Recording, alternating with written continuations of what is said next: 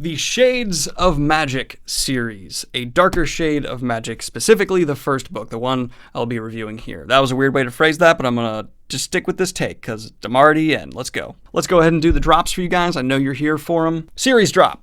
It's pretty loud. It's pretty intense. First book drop. Map drop. There you go. Now we can get actually started with the review, you weirdos. I don't think I've actually looked at this map yet.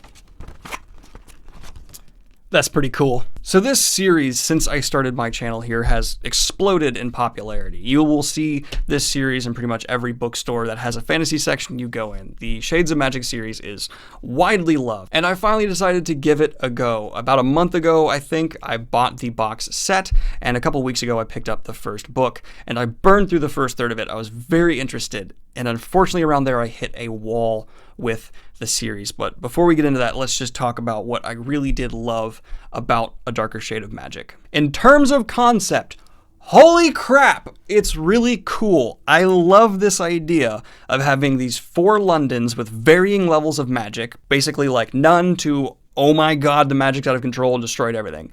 So cool, and the world hopping between them, loved it. The concept here is awesome, and I enjoyed it so much. It's really a large part of what had me hooked at the beginning. Schwab is an ideas person for sure, because I love the ideas here so much. And the establishment of character at the beginning of this book is delicious. Weird word, we're going with it. Seriously, Kel and Delilah are set up so well. I love Kel's alternative affiliation with the noble class of his world. That's tight, it's cool, it's dope. And Delilah starting at this lowest point in her world, and how these two meet is so engaging. All the way up to there, I was hooked, but soon after that, I began to have problems. But I do want to really nail home, this book is well written, it has a really cool introduction to some characters, and the concept is fascinating and well handled throughout the story. My problems start here though, because the story itself is not original, unfortunately. I am a big fantasy nerd, surprise, and I've read essentially this story beat for beat several times. Without getting into spoilers, basically the setup of this is there's magicians fighting over a MacGuffin item, and it follows that storyline exactly how you think it will, and I wasn't really blown away at any point here by choices made. The structure of this story follows what is familiar to fantasy fans. But hey, there's people who like that. There's a lot of people who like that. I mean, the sales of this book alone prove that point. Following a proven path for a story is not inherently a bad thing. It just is something I've seen so many times at this point, I couldn't really lose myself in it, because I was kind of just going, all right, that'll happen, and then this kind of thing will happen, and I think that'll happen, and then those things happened. So predictability is essentially A Darker Shade of Magic's kryptonite.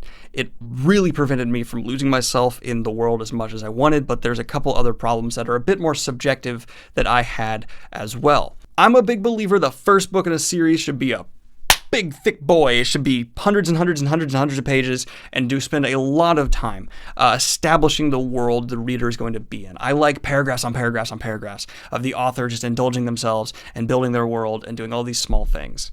A Darker Shade of Magic is not that long, and it has 4 worlds. Granted, a couple of them aren't as relevant, so it has worlds it needs to realize.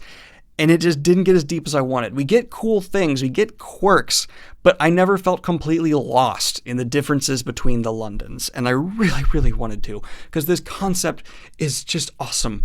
But it's like I was able to put my hand in the puddle when I wanted to dive in the swimming pool. Not that bad, actually. It was more like I got my leg wet. I got my full leg wet, and I was like, all right, let's get in. And I couldn't. That is the weirdest metaphor you've done yet, Daniel. And it's not just that the plot is fairly predictable, every bit of structure around it, like the way the relationships develop between our 2 protagonists, the way these worlds interact with each other, it all feels a bit generic. And so there are these great ideas setting things up.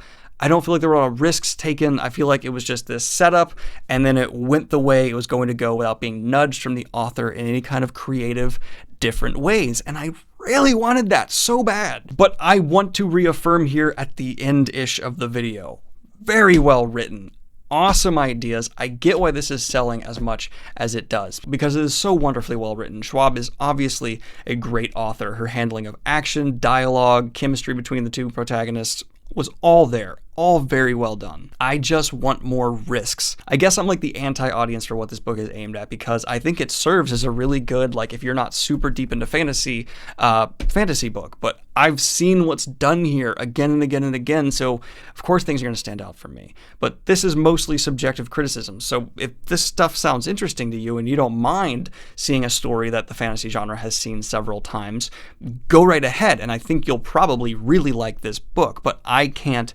agree with the 4-star reviews it's getting all over the place. For me, it's sitting at a solid 6, where I think there was so much potential, but a lot of that potential went to waste. That being said, yeah, this first book was a foundation, and it was solid. Wasn't the most original foundation, but it set everything up it needed to.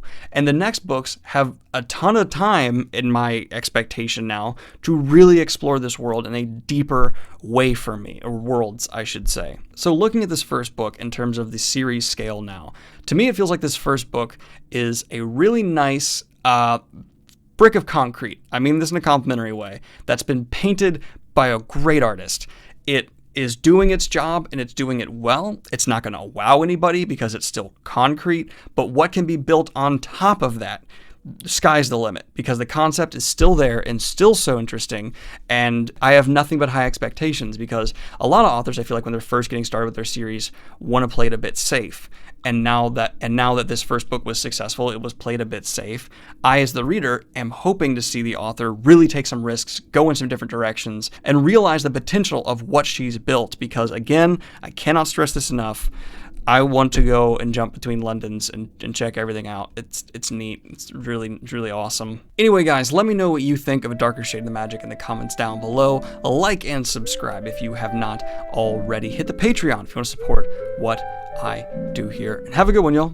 Peace. And of course, I would like to give a special shout out to my latest high tier Patreons, Viritan and Jason Brock. Thank you guys so much. I appreciate your support immensely.